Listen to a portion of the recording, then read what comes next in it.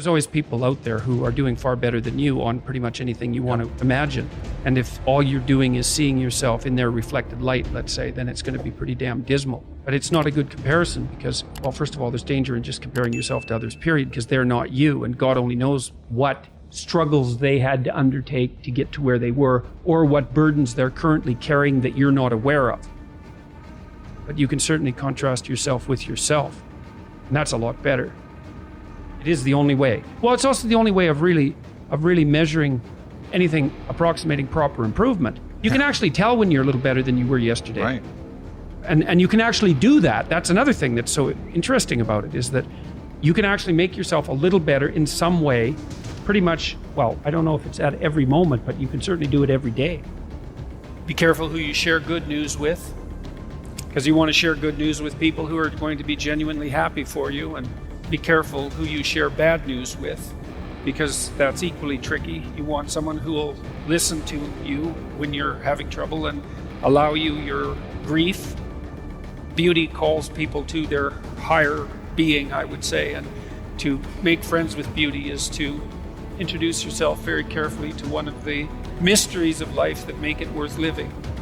There's never been a better time for the majority of people to be alive.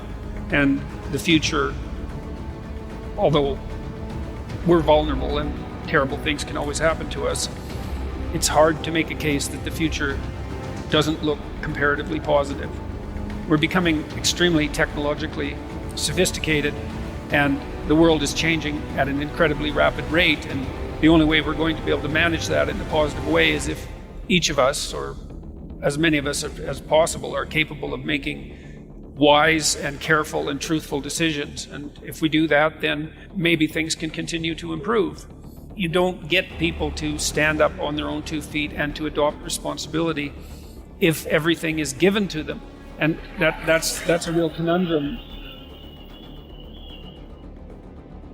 You know, maybe you're in California, see someone speeding down the road in a convertible Porsche, and you think, oh man, what a lucky bastard. And the truth of the matter is that he's thinking about wrapping his expensive sports car around the next cement pillar that he comes close to.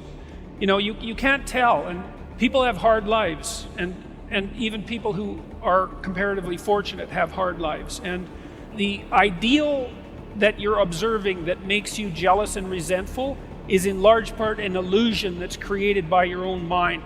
You have to be careful of what you're jealous of, because you don't really know what it is.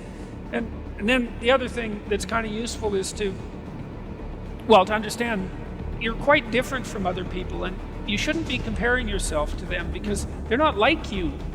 They don't have your family.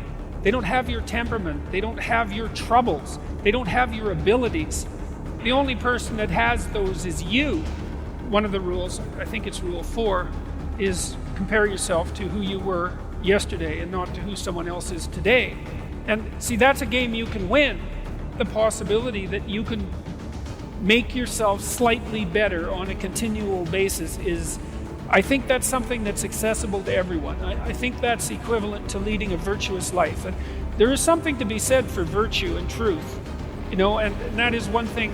Another thing that I've noticed about people who've been phenomenally successful is that they really do everything they can to live a truthful life.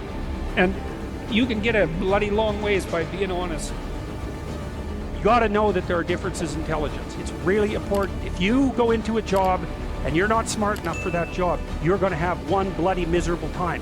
And you're going to make life wretched for the people around you because you won't be able to handle the position. But what you really want to do, as far as I can tell, if you want to maximize your chances for both success and let's say well-being, is you want to find a strata of occupation in which you would have an intelligence that would put you in the upper quartile.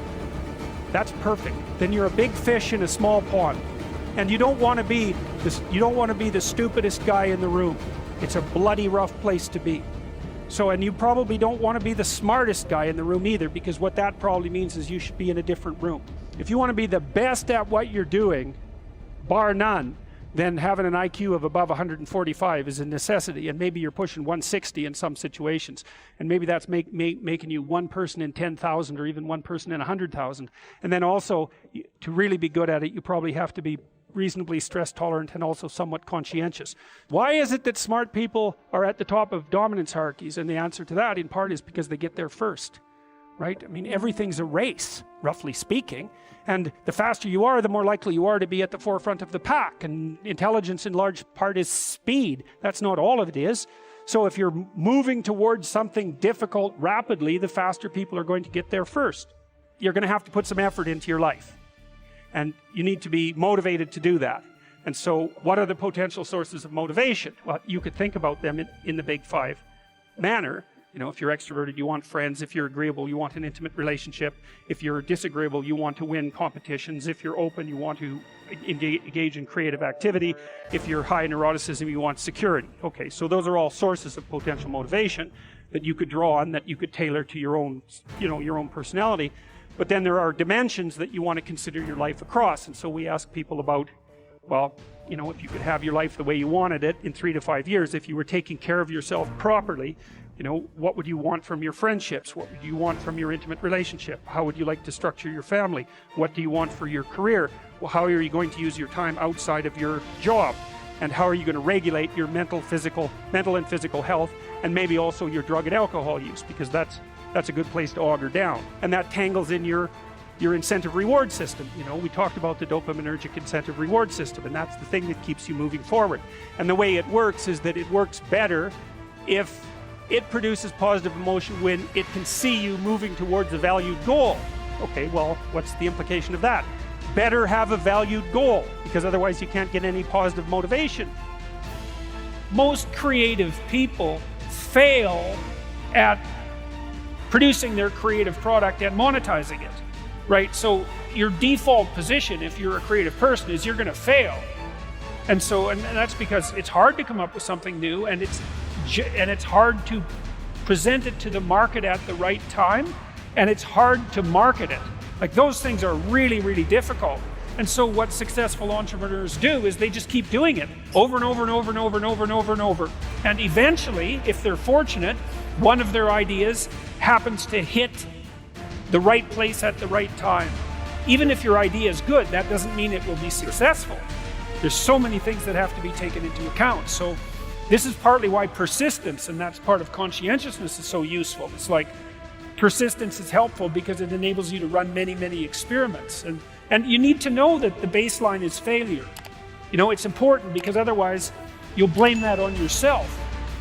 And some of that's useful because there's probably some things that you could improve about yourself. But it's very difficult to go from 0 to 1.